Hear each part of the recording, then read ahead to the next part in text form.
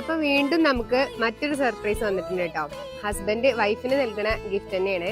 ആളുടെ ബർത്ത്ഡേ ആണ്. അപ്പൊ ബർത്ത്ഡേ പ്ലസ് ആള് പ്രഗ്നന്റ് ആണ്. അപ്പൊ അതാണ് നമ്മള് ഇതില് സെറ്റ് ചെയ്തിട്ടുള്ളത്.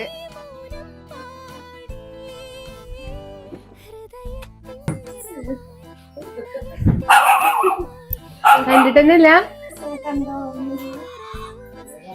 അപ്പൊ many many happy returns of the day.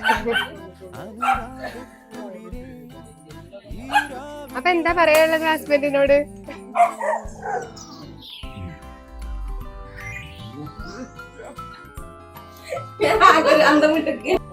കരയണം കേട്ടോ, അപ്പൊ കണ്ണീര് വരും.